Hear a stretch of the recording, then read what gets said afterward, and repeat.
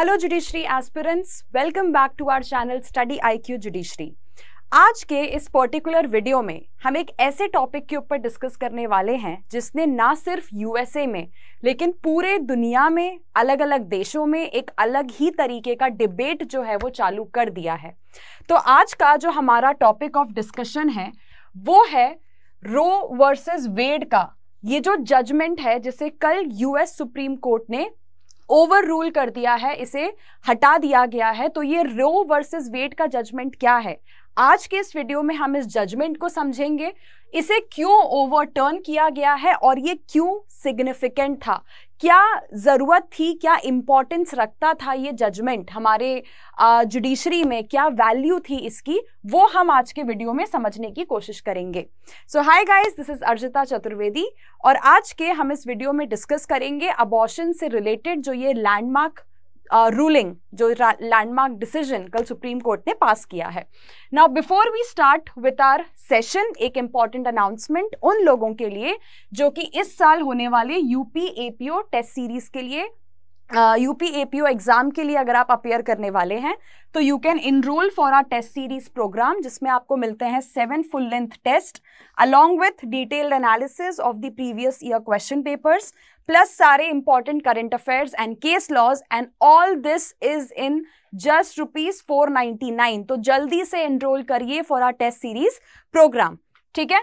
चलिए starting with our discussion for today, abortion, ठीक है, प्रेगनेंसी, ये एक ऐसा टॉपिक है जिसपे कल से, जब से सुप्रीम कोर्ट ने ये रिमार्क किया है, जब से रो वर्सेस वेड का जजमेंट ओवरटर्न किया गया है, तब से इस टॉपिक के बारे में इंटेंस डिबेट्स जो हैं वो देश भर में, दुनिया भर में चल रही हैं, क्योंकि कल सुप्रीम कोर्ट ने इस केस के थ्रू ये बोल दिया कि रो वर्सेस वेड का जजमेंट गलत था, उसे ओवर रूल कर दिया गया। यानी 50 साल पुराना जजमेंट जो कि USA में महिलाओं को अबॉर्शन कराने का कॉन्स्टिट्यूशनल राइट दिया करता था, उस जजमेंट को क्या कर दिया गया है, यहाँ पे ओवर रूल कर दिया गया है, ठीक है।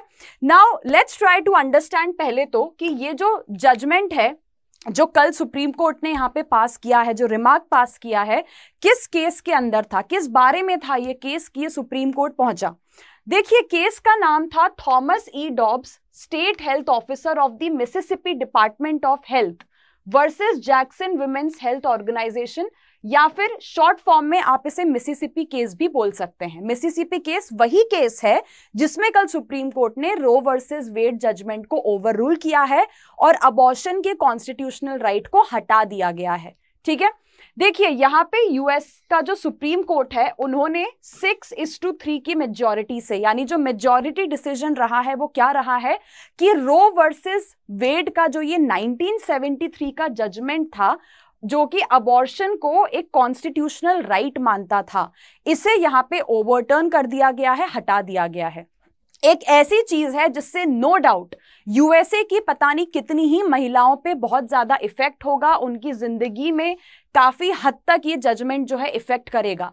अबॉर्शन छीन लेने का राइट मतलब ये है कि जितनी अनवांटेड प्रेगनेंसीज थी, जितने रेप के, सेक्सुअल असॉल्ट के केसेस हुआ करते थे, वहां पे महिलाओं के पास अबॉर्शन का राइट हुआ करता था, जो अब उनसे यहाँ पे हटा दिया गया है। क्योंकि अब यहाँ पे इस डिसीजन के आने के बाद यहाँ पे US के जितने स्टेट्स हैं वो क्या करेंगे, वो यहाँ पे अपने अपने लॉज लेके आ जाएंगे अबॉर्शन को प्रोहिबिट करने के लिए, अबॉर्शन को रोकने के लिए यहाँ पे, और जिससे अबॉर्शन अब सिर्फ और सिर्फ मेडिकल इमरजेंसी में ही अलाउ किया जाएगा। तो ये कल जो सुप्रीम कोर्ट ने किया है, बहुत ही ऐसा डिसीजन है जो कि काफी हद तक महिलाओं के अगेंस्ट जा सकता है, उनके राइट के अगेंस्ट भी जा सकता है। ऑल्सो साथ ही साथ एक और केस है जो कल इस मिसिसिपी केस में, रो वर्सेस वेड तो एक केस है जिसे ओवर रूल किया गया है, उसके साथ साथ एक और केस है प्लान्ड पेरेंटहुड वर्सेस केसी का। ये केस रो वर्सेस वेड के जजमेंट को अपहेल्ड करता था। इस केस के हिसाब से रो वर्सेस वेड का जजमेंट सही था और इसलिए कल रो वर्सेस वेड के जजमेंट के साथ साथ आपके इस जजमेंट को भी ओवर रूल कर दिया गया है, जो कि 1992 का केस था। सेम चीज बोलता था कि अबॉर्शन जो है आपका वो क्या है, एक कॉन्स्टिट्यूशनल राइट है।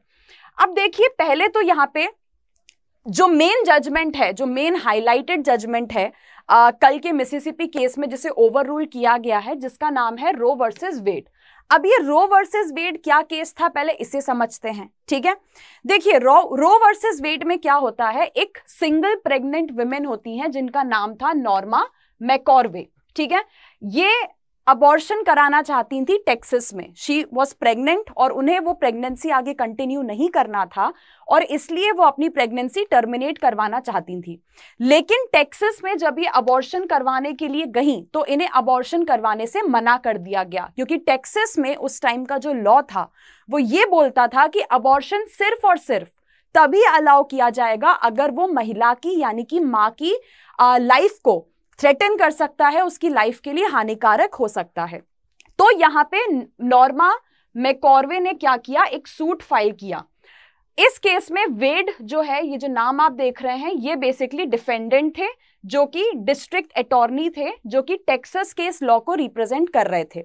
तो नॉर्मा का यहाँ पे ये कहना था कि देखिए टेक्सास का जो ये लॉ है जो अबॉर्शन को बैन करता है, प्रोहिबिट करता है, ये गलत है। महिलाओं के पास राइट होना चाहिए डिसाइड करने का कि do we want to continue with the pregnancy या फिर हमें प्रेगनेंसी टर्मिनेट करनी है।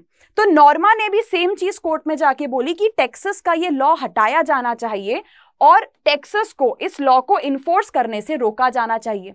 बात अल्टीमेटली अपील होते होते सुप्रीम कोर्ट में पहुंची और फाइनली ये जो आपका रो वर्सेस वेड का केस था, इसमें अबॉर्शन के जितने लॉज थे यूएस के अलग अलग स्टेट्स में, अबॉर्शन के अगेंस्ट जितने लॉज थे जो अबॉर्शन को रोकते थे, प्रोहिबिट करते थे, उन सबको इलीगल मान लिया गया। और रो वर्सेस वेड के केस में अबॉर्शन अलाउ कर दिया गया, कब तक, प्रेगनेंसी के 7वें महीने तक, यानी 28 वीक्स तक महिलाएं अगर चाहें तो अबॉर्शन करवा सकती थी। अबॉर्शन के अगेंस्ट अगर कोई भी लॉ बनाया जाता तो उसे इलीगल माना जाता और अबॉर्शन के अगेंस्ट कोई भी लॉ नहीं बनाया जा सकता था।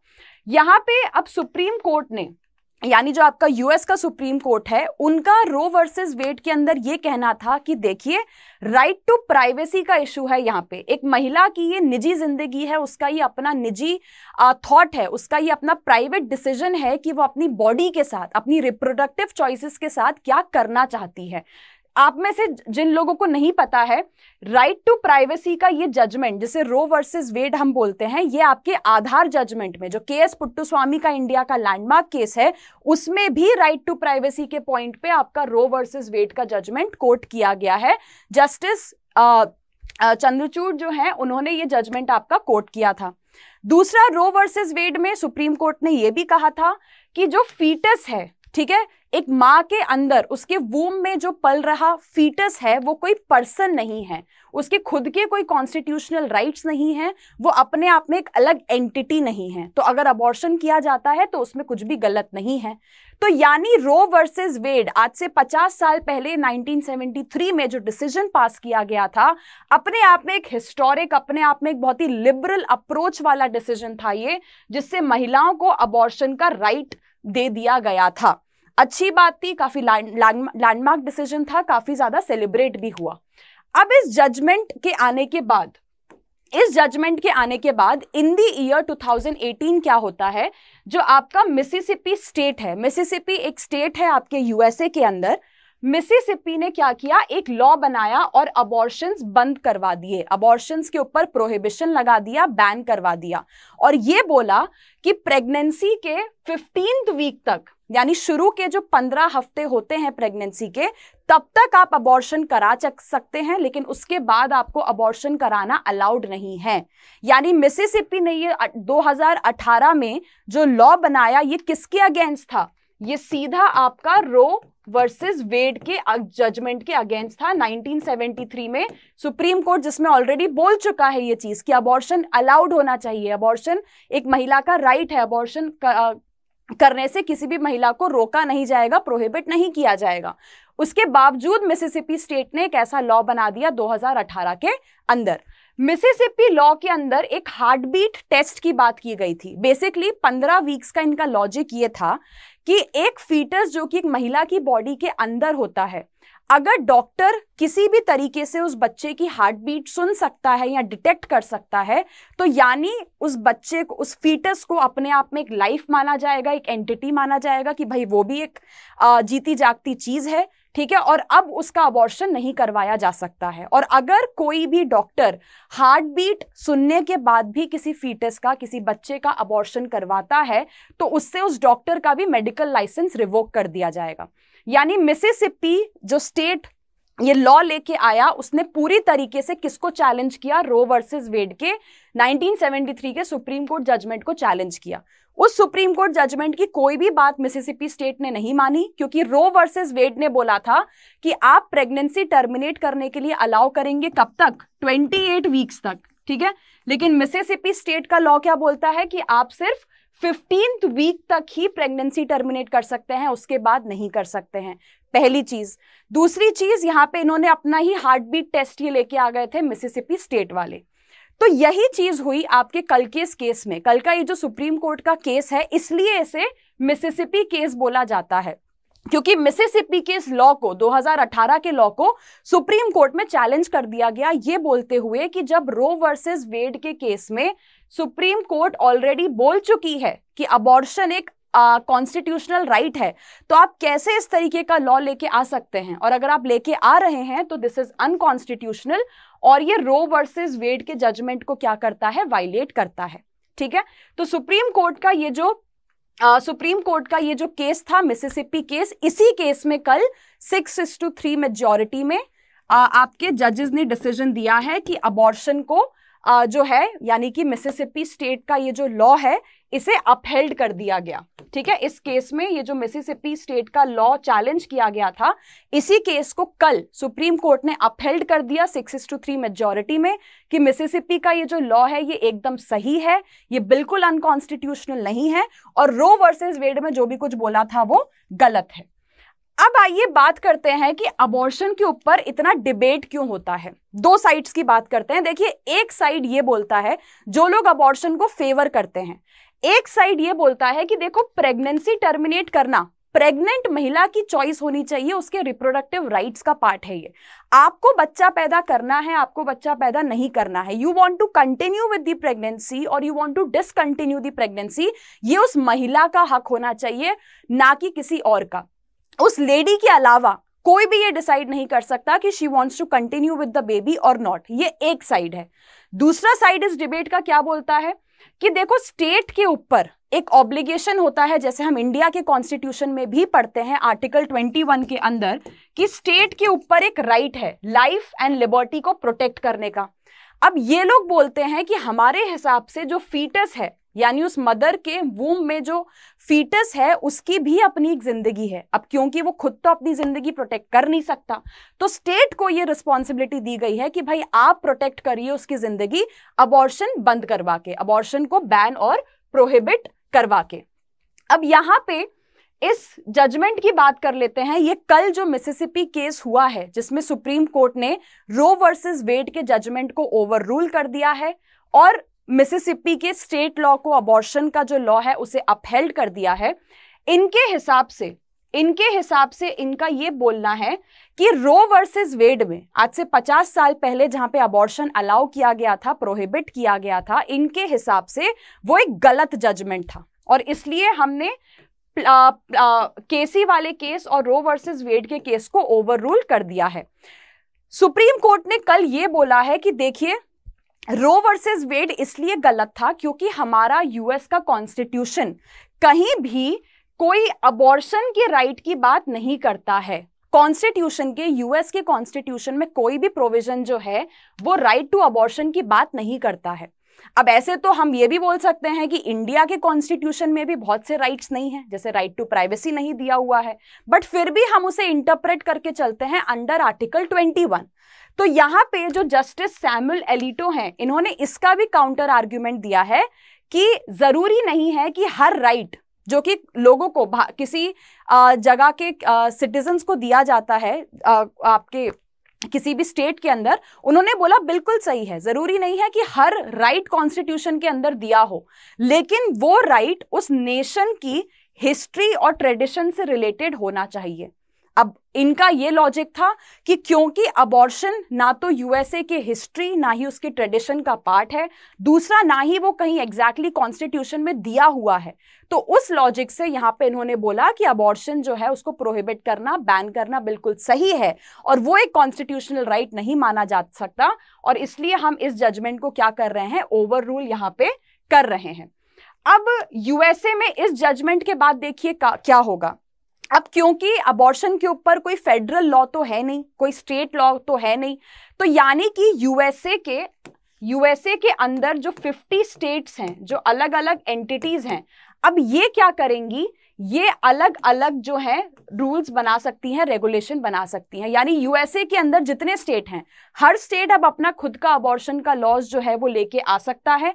और जितने कंजर्वेटिव स्टेट्स हैं आपके, ठीक है, कंजर्वेटिव स्टेट्स यानी कि थोड़े पिछले ख्यालात वाले स्टेट्स जो कि आज भी गे राइट्स, LGBTQ, ठीक है, अबॉर्शन जैसी चीजों को एक्सेप्ट नहीं करते हैं, मानते नहीं हैं, ऐसे जितने स्टेट्स हैं यूएसए के अंदर, अब ये क्या करेंगे, वापस से प्रोहिबिट करना चालू कर देंगे, वापस से अबॉर्शंस को रोकना चालू कर देंगे, बैन करना चालू कर देंगे। अब यहाँ पे एक क्वेश्चन आता है कि यूएसए, ठीक है, इतना बड़ा स्टेट, ठीक है, इतना डेवलप्ड स्टेट, इतनी चीजों में आगे बढ़ा हुआ स्टेट, ऐसा स्टेट जिसे बाकी स्टेट अपना आइडियल भी मान के चलते हैं, हम कितनी चीजें यूएसए की फॉलो किया करो ऐसा भी बोलते हैं, तो फिर यूएसए को इतनी छोटी सी चीज, एक अबॉर्शन का राइट महिलाओं को देने में प्रॉब्लम क्या है, वो मतलब इनको क्या दिक्कत होती है, what is their issue? Issue है with the religion, with the beliefs of Christianity, ठीक है। देखिए, आपको अच्छे से पता है कि यूएसए की जो मेजर पॉपुलेशन है, यूएसए कंट्री की जो मेजर पॉपुलेशन है वो क्या है, क्रिश्चियन डोमिनेटेड है, यानी कि क्रिश्चियन बिलीव्स हैं। क्रिश्चियन बिलीव्स में, क्रिश्चियनिटी में या फिर क्रिश्चियन रिलीजन में एक चीज मानी जाती है, जो आपने आयशा पिक्चर प्रियंका चोपड़ा की अगर आपने देखी हो, उसमें भी ये चीज बोली गई थी कि जिंदगी मिलती है भगवान से, ठीक है, और जिंदगी लेते भी भगवान ही हैं, यानी God has the right to give you the life and only God has the right to take away your life, humans can not be given that right. इंसान को ना जिंदगी देने का हक है ना लेने का हक है।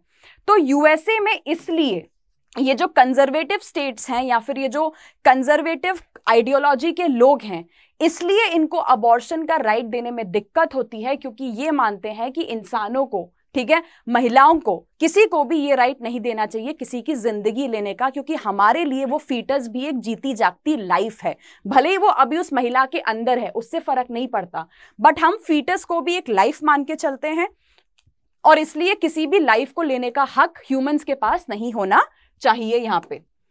इसके बाद अब बात करते हैं इंडिया में क्या पोजीशन है। देखो, मैं तो यहाँ पे यही बोलूंगी कि मेरे हिसाब से यूएसए का ये जो रो वर्सेस वेड का जजमेंट था, ये आया था in the year 1973, right. USA जो कि इंडिया से एक बहुत ही ज्यादा प्रोग्रेसिव स्टेट माना जाता है, राइट, बट मेरे हिसाब से इंडिया अबॉर्शन के टॉपिक्स पे ज्यादा प्रोग्रेसिव रहा है यूएसए से। यूएसए में ये जजमेंट आया 1973 में, उसके पहले ही इंडिया 1971 में मेडिकल टर्मिनेशन ऑफ प्रेगनेंसी का एक्ट लेके आ चुका था, एक्ट बना चुका था। इसके अलावा जो हमारा आईपीसी है उसमें भी सेक्शन 312 में ये दिया हुआ है कि अगर कोई भी व्यक्ति अबॉर्शन या मिसकैरेज करवाता है बच्चे का वॉलंटरली, मर्जी से, ठीक है, अनलेस वो उस महिला की जिंदगी बचाने के लिए किया गया हो तो अलग है। अदरवाइज कोई भी सिचुएशन में अगर आप प्रेगनेंसी टर्मिनेट करवाते हैं, मिसकैरेज या अबॉर्शन करवाते हैं, तो वहां पे आपको पनिश किया जाएगा, ठीक है। इसके बाद we have the Medical Termination of Pregnancy Act also, ये भी अलाउ करता था abortion up to 20 weeks of pregnancy, 20 हफ्ते तक आप प्रेगनेंसी टर्मिनेट करा सकते थे, अबॉर्शन आप करवा सकते थे। इसके बाद 2021 में इसमें आपका अमेंडमेंट भी आया है लास्ट ईयर, जहां पे इसको 20 हफ्ते से बढ़ा के कितना कर दिया गया है, 24 हफ्ते तक कर दिया गया है। यानी विमेन अगर चाहे तो प्रेगनेंसी के 24th वीक तक क्या कर सकती है, प्रेगनेंसी टर्मिनेट करा सकती है, लेकिन सिर्फ कुछ स्पेशल कैटेगरीज के अंदर, जैसे कि आपके जो रेप सर्वाइवर्स होते हैं, सेक्सुअल असॉल्ट के विक्टिम्स होते हैं, वो अगर चाहें तो 24th वीक तक अपनी प्रेगनेंसी टर्मिनेट करा सकते हैं, किन्हीं 2 रजिस्टर्ड डॉक्टर्स के अप्रूवल्स के साथ यहाँ पे। तो देखिए, ऑल इन ऑल मैं आपसे भी जानना चाहूंगी इन दी कमेंट सेक्शन, मुझे कमेंट सेक्शन में बिल्कुल ये बताइएगा पोस्ट करके कि आपके हिसाब से ये जो डिसीजन कल सुप्रीम कोर्ट ने पास किया है in the Mississippi case with 6-3 majority, abortion को एक कॉन्स्टिट्यूशनल राइट नहीं माना जाएगा, आपका क्या ख्याल है इस टॉपिक के ऊपर? आप क्या सोचते हैं? क्योंकि देखिए 16 कंट्रीज ऐसी हैं दुनिया की जहां पे अबॉर्शन आज भी प्रोहिबिटेड है, इनफैक्ट क्रिमिनलाइज्ड है, यानी अगर आप अबॉर्शन करवाते हैं तो आपको पनिश किया जाएगा, आपको एक क्रिमिनल माना जाता है वहां पे।